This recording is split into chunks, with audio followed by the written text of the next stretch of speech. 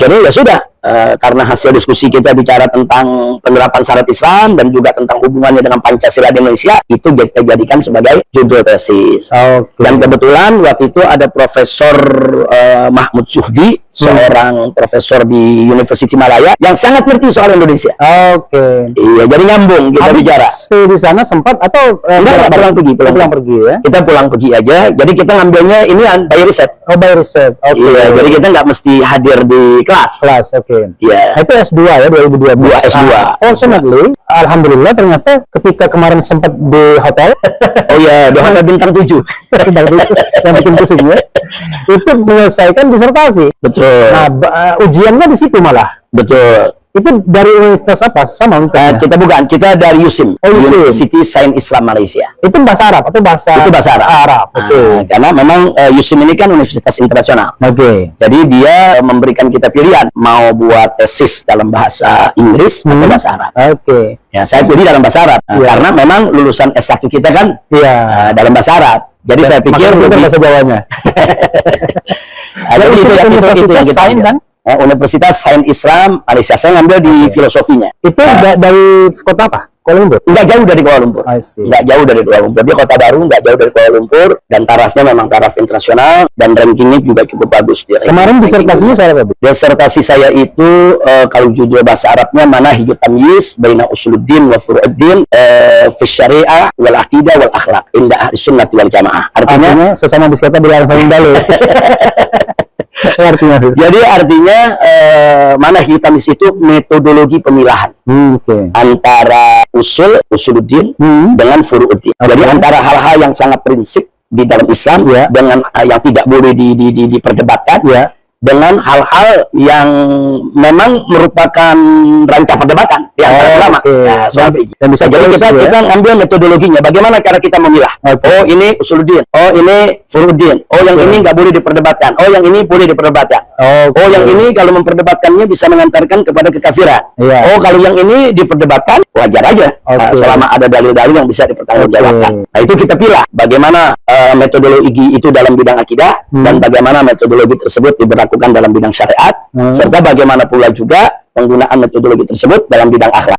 Tapi dengan batasan menurut Ahlus Sunnah wal Jamaah. Jadi supaya disertasi kita nggak meluas kemana-mana ya. Jadi kalau Ahlus Sunnah wal Jamaah itu bisa dibilang apa itu? Mainstream pemikiran.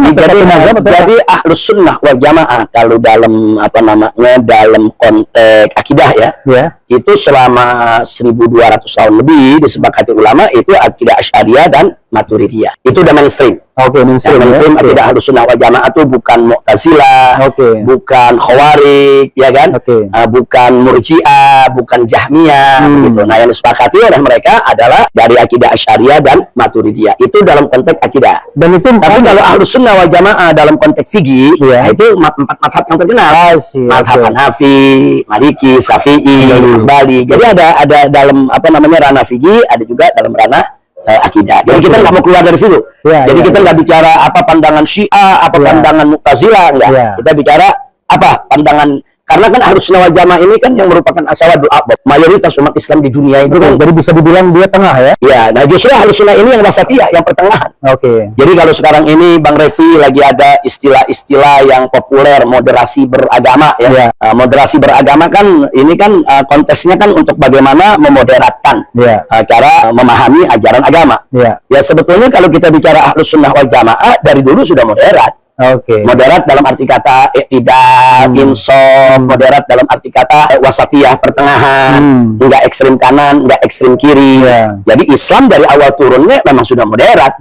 Islam dari awalnya memang sudah wasatiyah, sehingga sebetulnya enggak tepat juga kalau Islam ingin demoderasi karena memang udah moderat dari sananya. Begitu. Nah, jadi sekali lagi Ahlus Sunnah wal Jamaah itu adalah yang ajaran Islam yang moderat itu. Tadi bilang ini yang usuluddin sama yang furu'uddin ya.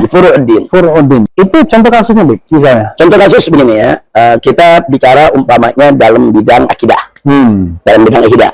Umpamanya kita bicara tentang Isra Mi'raj Nabi alaihi salatu wassalam. Ahlus Sunnah wal Jamaah semua sepakat bahwa Isra Mi'raj Nabi itu bukan khurafat, bukan khayalan.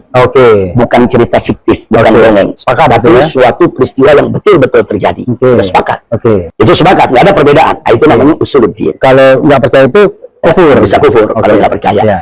Tapi di dalam peristiwa Isra Mi'raj ada hal-hal yang diperdebatkan oleh ulama.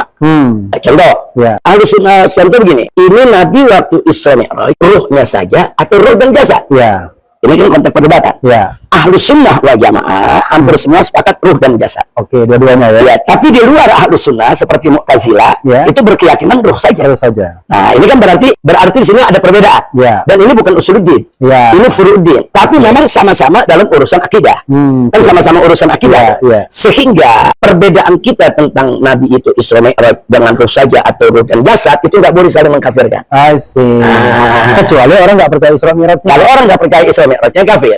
Tapi kalau orang berdebat soal ini ruh saja atau ruh dan jasad, nah itu perdebatan di konteks itu tuh perdebatan furu'ul akidah. Jadi ada usulul akidah, ada furu'ul akidah. Jadi ada akidah yang prinsip yang nggak boleh kita perdebatkan, tapi ada juga yang boleh diperdebatkan.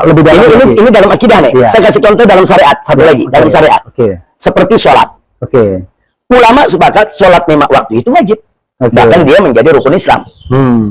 Sepakat itu umat Islam itu usuluddin. Nggak boleh ada yang berbeda. Kalau ada mengatakan 5 waktu itu nggak wajib, bukan Islam dia. Nggak ada perintahnya di Al-Quran. Ada yang bilang begitu. Ya itu dia bukan Islam. Tapi dalam konteks sholat kan ada perbedaan tentang melafazkan niat boleh atau enggak, soal baca Bismillah dibaca atau enggak dalam surat Al-Fatihah, kemudian soal ada yang sedekah, ada yang lurus. Soal itu memang furu. Selama ada dalil yang bisa dipertanggungjawabkan, silakan aja berbeda begitu. Tapi kalau soal wajibnya sholat bukannya furu, usul. Begitu. Jadi walaupun dalam satu jamaah ada yang begini, ada yang sedekah, itu sah-sah saja, sesuai dengan keyakinannya. Jadi jangan juga dia ngarang-ngarang.